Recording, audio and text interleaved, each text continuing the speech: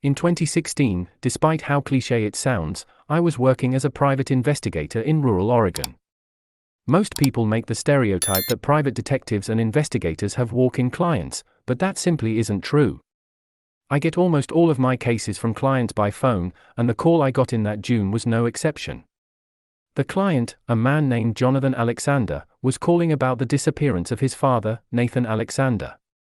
Jonathan's father had gone missing ever since a solo deer hunting trip in the backwoods of our little Oregon town, and the search parties and official parties hadn't turned up anything.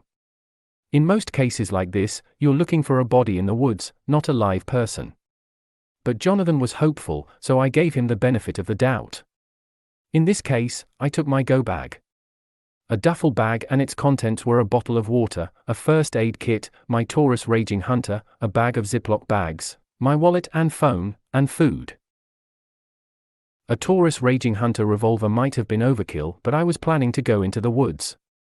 And the woods can be a dangerous place. This part of Oregon was stocked full of cougars, mountain lions, bears, wolves, moose, and some others, and almost everyone carried a heavier firearm when going into the backwoods. The first place on my schedule was Jonathan's house, where I would meet him in person and have an interview. As I pulled up into his dirt driveway, I got a sense of the kind of person he was. His house was a 25-foot trailer stuck to the ground, with a backyard and patio facing the mountains. "Are you Jonathan?" I asked the man waiting for me. He was tall, at least 6'5", and wearing a checkered button-up, a trucker cap, and jeans. "Yeah," he replied. "You're Inspector Jacob, right? Come inside, I'll tell you the details. I also have some things that could help you, depending on how willing you are." I walked inside the trailer, and the interior was everything I expected. The walls were lined with taxidermized bass and catfish, as well as several mounted deer heads, and rifles propped up on display. A dirty kitchen with piles of dishes was one corner, and a small two-person dinner table. "Jonathan," John for short, and I sat down. Jonathan offered me a beer, but I declined. I never drank on a job. I started with the regular questions. Where was he last seen? Who was with him? What happened leading up to the night of the disappearance? John replied, telling the whole story. "My dad, Nathan, was a hunter and fisherman. Hunting and fishing was his life. He always had a rifle or a fishing rod. He's in his 60s, and was in the military for 7 years, had a few tours in Afghanistan. On that night, he wanted to go solo buck hunting in the evening, so I dropped him off in a dirt road near his favorite spot. He didn't come back for 2 days. This was somewhat normal. He sometimes hunted overnight, or just got lost. After a week passed, I got really worried. I could feel that something was wrong. I could feel it in my gut. I called the sheriff, and they organized a search party for 3 nights. We went in every direction, covered all the ground, and you know what? Not a single thing. Not a candy bar, no footsteps leading past his spot, no trail, nothing. After he was declared deceased, I went out myself to search. I know he's still out there, I know it. And where is this dirt road?" John marked the road on the GPS on my phone, and I thanked him and left. I had a no solve no pay rule, so I wouldn't get paid unless I actually found Nathan, dead or alive. My next stop was at the sheriff's office, in the middle of my small town. I drove past multiple roadside stores until I reached the parking lot of the sheriff's office. I parked and walked into the place, going up to the front desk where a tall and skinny deputy was doing paperwork and chewing gum, presumably as a substitute for cigarettes. I told him that I was looking into the disappearance of Nathan Alexander, and he sent me to the sheriff's office. The sheriff, a balding man in his 50s named Clyde, showed a forced smile as I walked inside. A stained American flag was pinned to the wall, along with dozens of missing person posters and wanted posters. "So, Inspector, is this missing guy a friend of yours?" he asked. "No," I replied. "A client wants me to find him. Nathan is the guy's dad." "Well, you're in luck," Clyde replied. "We haven't gotten much criminal activity, so I can show you some of the search party reports." Clyde reached into his desk and pulled out a stack of papers and photos, which I flicked through. One of the photos captured an image showing a trail of footprints, ending abruptly. "And what is this?" I asked. It's the strangest part of the case. The footprints leading to Nathan's favorite hunting spot just stopped. No trail leading somewhere else, no tire tracks, no ATV tracks, nothing. It's like he just up and vanished into thin air. I sighed. This case was going to be a hard one. What else of interest was there? I asked, looking through the files. Clyde pulled out a satellite image of the woods, with a Sharpie written on the spot where Nathan had gone missing. This is the entire area in which we estimate that Nathan could have walked around in the time he was gone, Clyde stated. We checked every bit of it, and guess what? Nothing. Absolutely nothing. But there was one thing we found of interest. Which is? I asked. There was a pattern. Every time we checked a place, we heard Nathan's radio coming from somewhere. I raised an eyebrow. Sheriff Clyde continued, but it was very, very faint. Could barely hear it. And another strange thing was when we went to search for Nathan, in the entire area where he went missing, all the birds and animals were quiet, even the crickets. As soon as we left the area of the supposed disappearance, the sound all came back. I checked the watch. It was early evening. After jotting down all the notes I could gather, I thanked the sheriff and left. My next stop, the woods. By the time I pulled up to the dirt road in my pickup truck, it was well into getting dark. This wasn't the ideal time for me to search through the area and find clues. Every detective knows how important the first 45 hours are. The place was exactly as John had described it. It was extremely rural, just a few miles away from a mountain range, and it was completely silent. The forest should have been alive, with birds chirping, wild turkeys moving about, crickets chirping, but the night was dead. Turning on my headlamp, I found Nathan's footsteps from when he was last seen and started combing through the area. Just like Clyde and Jonathan had said, the trail abruptly stopped in the middle of the woods. Nothing, no other signs that Nathan was even there. It was as if he just up and vanished. Suddenly, I heard some rustling behind me. It was fully dark by now, and nobody should have been there beside me. The sound came again, except it was now in front of me, but just out of the reach of my headlamp. "Who's there?" I yelled. "Show yourself. I'm armed." For dramatization, I flicked the revolver holster for my Taurus on my belt. Suddenly, something tapped me right on the back. I didn't have time to pull out my gun, and considering that whoever was doing this was probably some drunk guy, I wouldn't need it.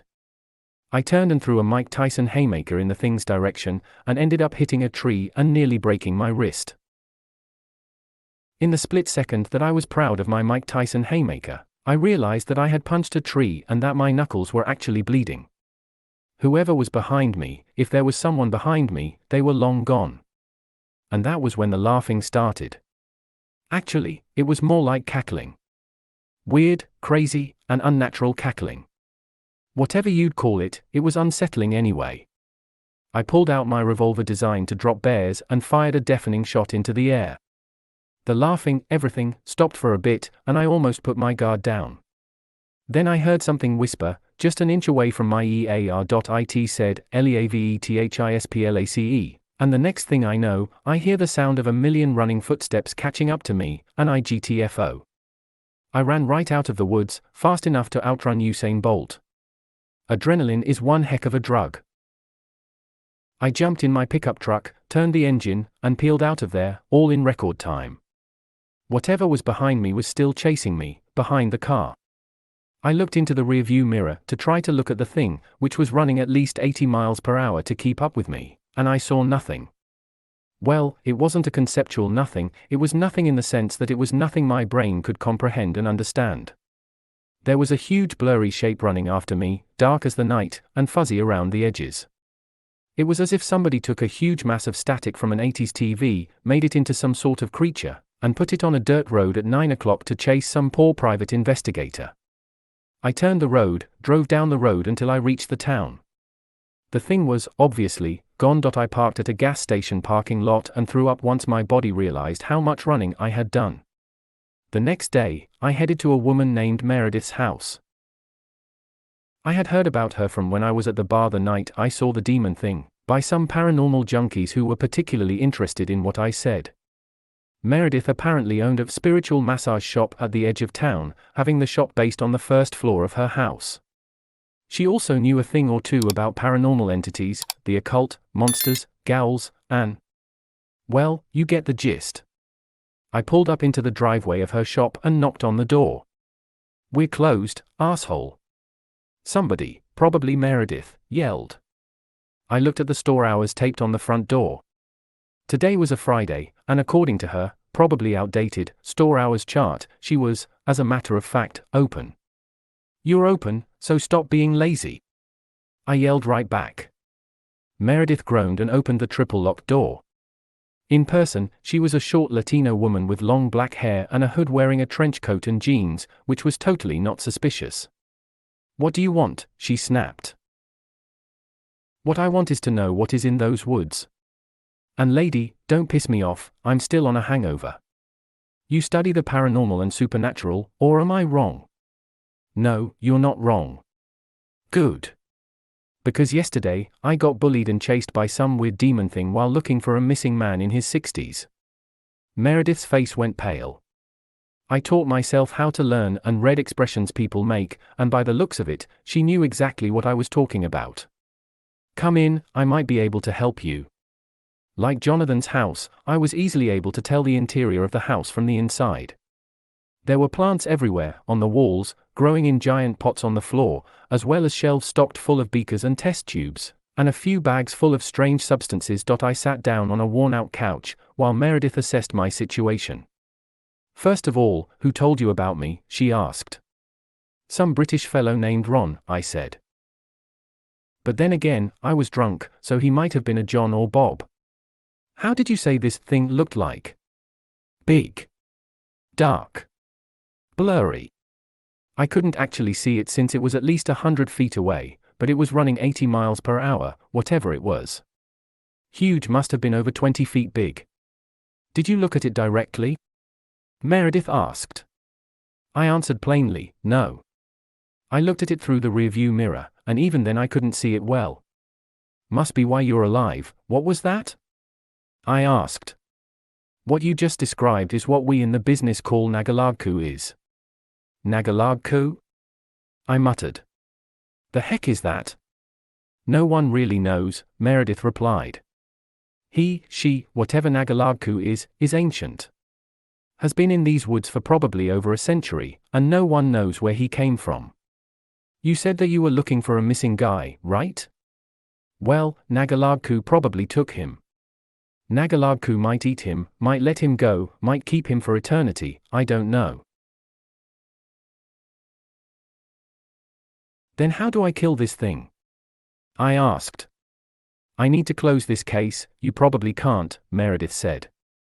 "But whatever you do, don't look directly at Nagalagku, or your mind will literally melt at the unfathomable horror, and you will die. Do not look at it." "Don't look at the demon thing," I said. "Gotcha. Do you have, any herbs or materials that will stop Nagalagku from hurting me or doing anything?" "Yes, actually I do. It's white ash blessed by a shaman. If you sprinkle it over yourself or any weapons you have, it should be more effective against any supernatural being."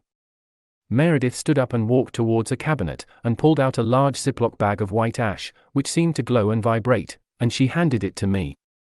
"This ain't free," she said. "It's $100, asshole." I sighed, and reached into my wallet, pulled out $100, and handed it to Meredith in exchange for the white ash. "Hey," Meredith called out as I packed up my stuff and headed for the door. "Yeah? Be careful." Like that was even possible.